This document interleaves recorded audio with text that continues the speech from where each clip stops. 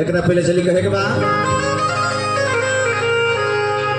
कीमत जनिया की हरदम जवानी रही कि लूट कैला के झूठ मनमानी रही आ रही माटी के दहिया एक दिन माटिए में मिल जाई कि उतर जाई चेहरा न मुहवा पर पानी रही मत जनिया की हरदम जवानी रही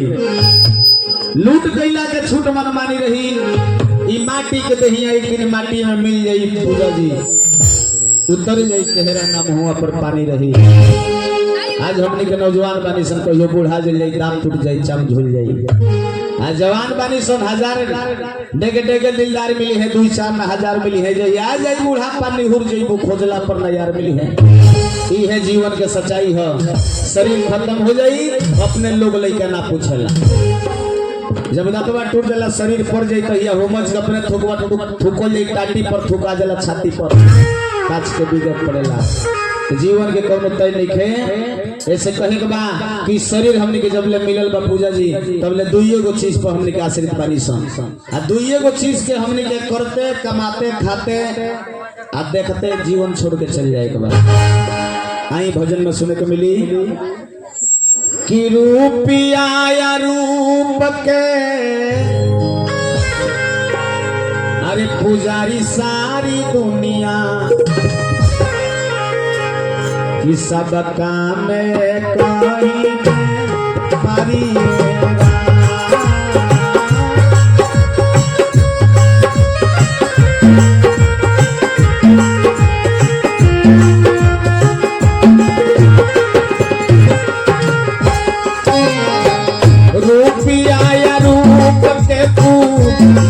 सारी दुनिया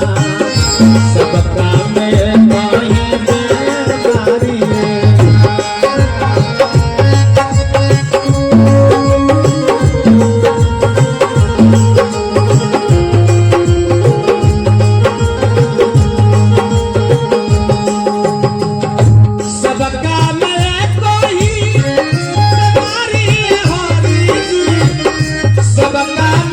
कहीं बेकारी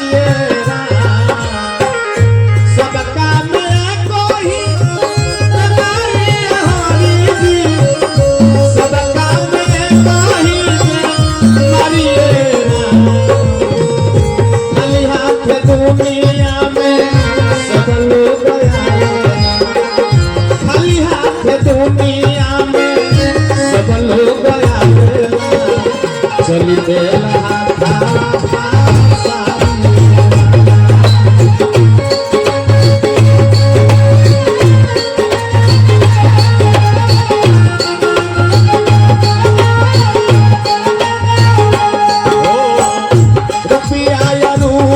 चली सारी दुनिया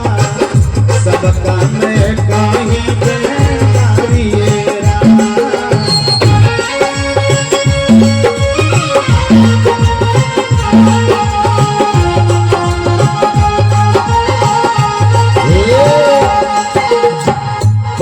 मान श्री कन्हैया भैया और नीलम